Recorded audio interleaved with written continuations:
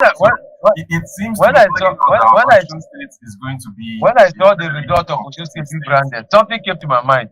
If you go back and look at the result, the outcome of the governorship election in Osun State, the Mm-hmm. difference between the APC candidate and the PDP candidate, I think, was within the range of 25,000. Exactly.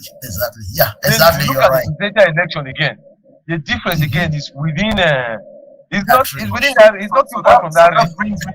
That brings me to another interesting question. Is it also possible that our democracy is maturing?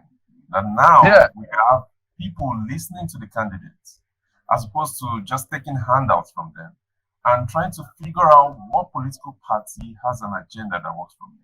Is this the path we are headed, which I think is perhaps a better path, or is this just we voting along party lines? And Osun State seems to be one of those states that right now seems to be contested, and there's no real dominant party.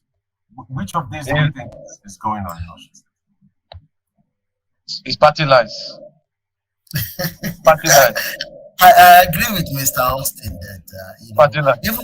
even in the United States. Okay, so it is party lines, but are they aligned in those parties by political ideology? Is it economic policies that is making them? So now, from what I think, or is this just like party tribalism that is going on here? No, it's I think it's very close to what we call party tribalism. There are stakeholders in the different locations, so the stakeholders know who they are on. So once they talk to them, there's a way they spread the message along those lines. And I think they are holding on to. We are gradually building.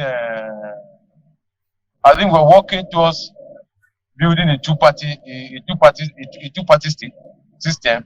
Just that this obedient movement came up with something, bagam, and it's coming out as an alternative. It came out as an alternative force. I think if like this will be like if you had started from day one,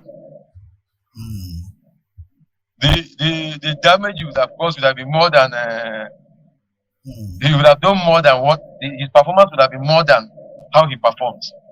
But by the mere fact that he started along, so I think it's along. For now, it's still party lines, but I think the people are still looking out. People are still looking out for that candidate, that person that will present them, that will give them hope, will give them inspiration. Exactly. To represent what that yearning is still there. Mind you that for this election, we have people who were born during democracy that are going to vote. For the first time. We have people who were born in 2000, in 2001, in 2002. They will be voting. So I expect us to see more. I expect us to see another tsunami come 2027. The only who go there and play ball. For instance, you're talking about and will cry and talk about this, talk about that. The people are saying people around him are buying plots, buying properties in some places, and so on and so forth. So where is the money coming from? So I believe that by 2027, people will be asking more questions than people are asking APC. And I think the strategy of APC also guys are saying, oh, this policy was designed and targeted at us, also worked in their favor. People saw Pat down as running his race, not because the party was for him. That's another thing that again that's not playing out. Yeah, I think I want to. Yeah, go ahead. What I want to agree with Mr. Austin on most of the points. And when you look at democracy, even in the United States, because when people talk about advanced democracy, honestly, I've not seen a lot of difference. A Republican voters base will vote Republican because it's the party, it's their interest. A Democrat will vote the party for the most part because it's the party, it's their interest. We still have deviations here and there. But the deviations are not the norms, even in the United States.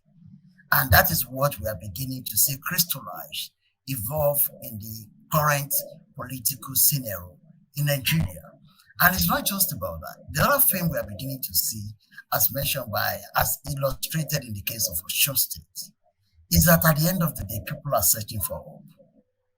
The current governor may have capacity issue, but all he communicated to the people is that try me. You know, it's just like when Donald Trump came on board from nowhere. The message of Donald Trump was like, try me. You have tried the other guy, things didn't actually change for the people. But that is debatable. But in the case of Donald Trump, that was what he said. And people tried it. And when this guy in Osun State, the current governor, Governor Jackson Ademola Adeleke, was also contesting, the message was try me. And when you look at the message of APC presidential candidate, it said renewed hope. It still falls back to the fact that they are aware that people are searching for hope, that people are troubled, that they've not been able to elect leaders that have their good at the back of their mind. So that aspect of searching for hope, and I do agree with Mr. Austin, people will continue to ask one question, particularly the new generations of voters. They are voters that don't settle for excuses. All they want is results. Give them the result, and then you get them. You meet them where they are. So I believe that democracy in Nigeria is maturing as far as I'm concerned. Ethnicity will continue to play a role because it's part of our configuration. It's part of what defines people's identity. And that's when people talk about the fact that let us eliminate ethnicity in Nigerian politics. I'm like, no, the problem is not ethnicity. The problem is not religion. The problem is, are we using these things positively? In the US, the Black will talk about their own identity, ethnic, cultural, and every such identity, and it's a part of their voting preference. In the United States, it's what defines people. Ethnicity is an embodiment of what defines a people. And when people are saying that my people, they are being left behind, they are not part of, they are not represented at the center, I believe they are raising a fundamental question. And they deserve to be listened to. Because democracy is first and foremost about representation. If a particular ethnic group is left out of the conversation table, policies may be insensitive to their needs. This is what democracy is all about. So when people scandalize those factors, I'm always like, no, it's not like that. The fact is that, are we using these identity criterions negatively or positively? And I believe our people are not asking for too much. If a particular ethnic group is being marginalized, they have the right to raise their voice. They have the right to say our people deserve to be in the decision-making table. This is what people are saying worldwide. It's because we impose ethnicity against it. When our people say it, that's when we begin to see it negatively. It's not too much of an ask that people that have not been represented in power equation, for them to be saying that our people needs to be there. Our people, because when you look at all ethnicity in Nigeria, there is not one ethnicity that doesn't have the capable human arms.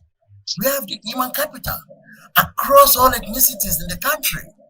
So meaning that if we really want to strengthen our democracy, we need to increase participation across board. The concerns Thank you. Thank you for that take. So